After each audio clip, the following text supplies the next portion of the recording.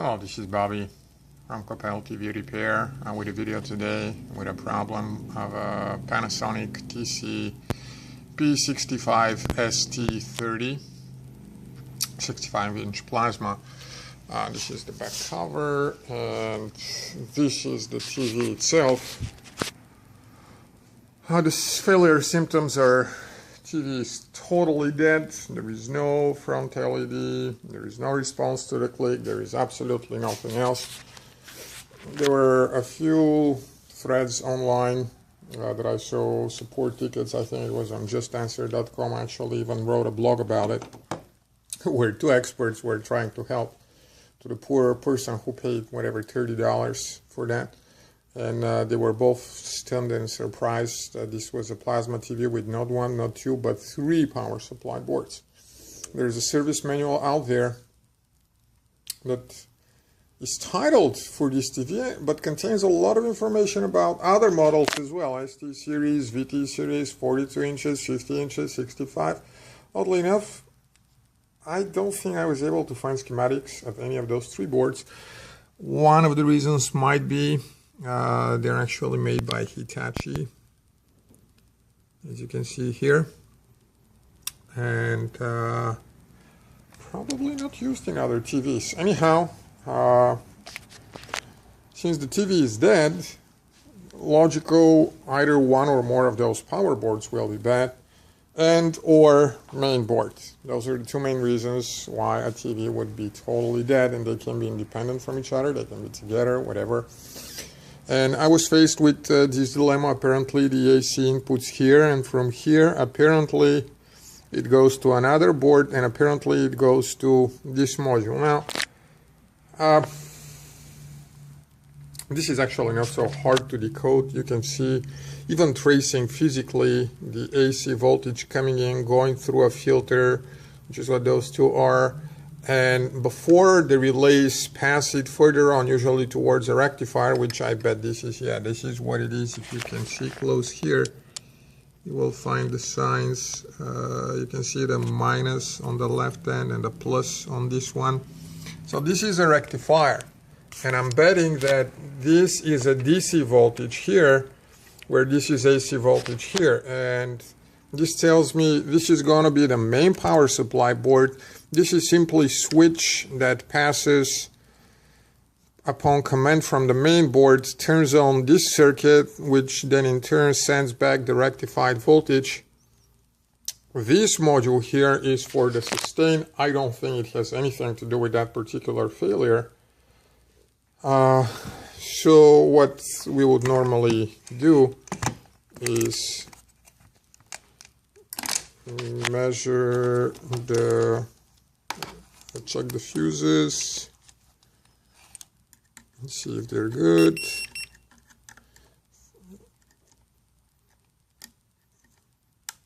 Fuse is good. Fuse is good. That means AC voltage comes in here, drops in here. Now on the main board there is a bunch of things that can be measured, because those are power resistors. They are known to fail on different power supply board under different circumstances. So, you know, measure all those and see, good. Basically, we are hoping to find a blown fuse somewhere, either in this or in that. Now, when I powered on the TV, I could actually measure 110 entering the main PCB. What I couldn't measure anywhere, and I'm going to show it to you. It's really simple. You stick the ground somewhere on the chassis. You don't even have to disconnect that. You connect the power. You connect the power board to power through here. And you just measure with the voltage, not with an ohm meter.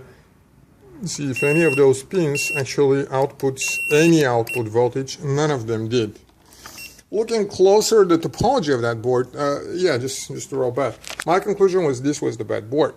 AC enters here. The relay aren't supposed to click in standby mode, so, you know, we don't care about that portion of the board yet. It cannot cause the TV to be totally dead. So the AC enters here, comes here, three transformers here. Those two are not transformers, those would be coils for the power factor correction circuit that rises the rectified voltage up to 390. This would be the standby transformers, and those will be the transformers that will be producing VA, VS. No, this will be the one that will be producing sustained voltages. Just historically, knowing how things are on the lower part of the board, usually the smallest, but in many cases there is no smallest standby transformer. It will be one bigger one that will provide a bunch of the low voltages, 5 volts, 12 volts possibly for the audio, or 12 or 18, whatever it is. This is going to be the guy. And this is the guy that it's not working. It is driven by, you have to look carefully to find the driver. Sometimes they're underneath that, but in this case it turns out that it's driven by this IC. And when the boards are connected, it is supposed to output some voltages. You have to find in the the service manual, you will find the closest that is out there, whether it's 5, 12, somewhere in that range, anywhere between 3.3 and 12 volts, depending on many different things. But it's totally that, which tells me that something in the driving circuit of this has blown.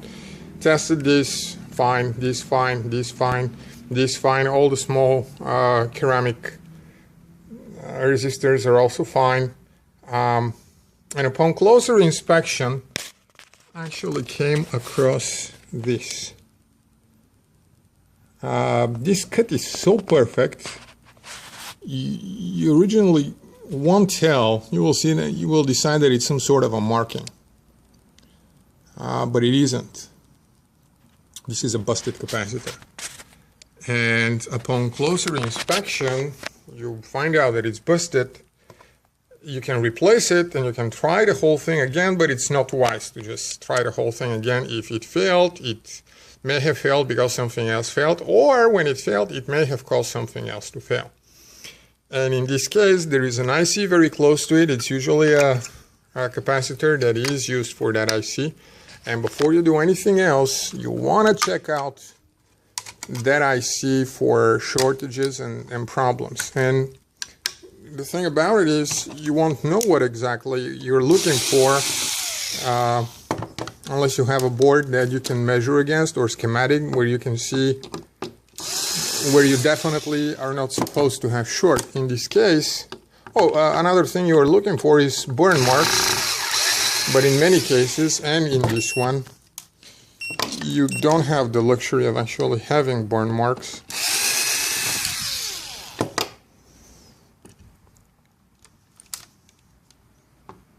And you will have to do by other means. Oops, forgot one. So that is the offending board, and this was our first clue that there is something wrong with it. Now, it doesn't say every failure that you will see from there on is going to be the same. That's how it looks from the back. I do not see any burning sign. You can see some traces of soldering here where I've tested a few things. But here is another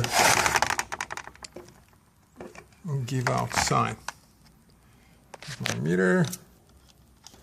This is the back of the board where the IC legs are. Right here. And let's test resistance between. Number-wise, they start from here, so that's probably 1. There's got to be 2.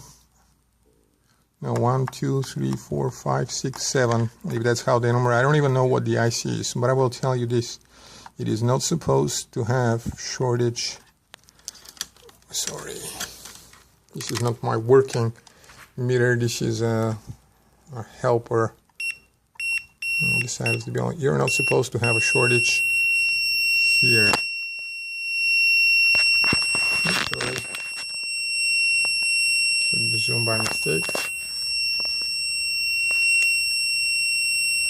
Okay, so this. Another something you're not supposed to have a shortage on is this diode. You can see I have 7 ohms here. What do I need to have?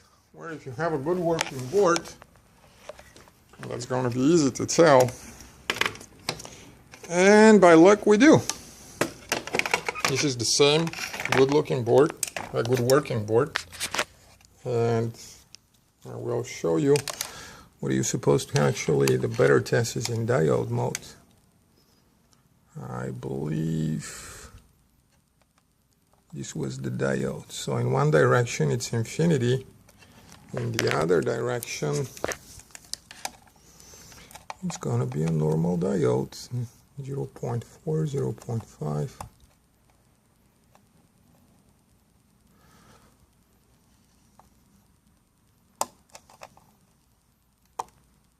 Nope, it still says infinity. That is not normal. Let me see back again. Maybe I didn't make a good contact.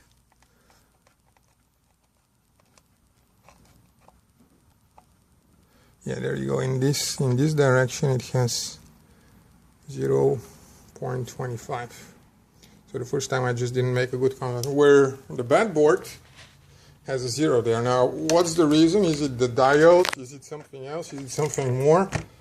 I don't know as of yet. We'll take the IC from the little test that I did before that.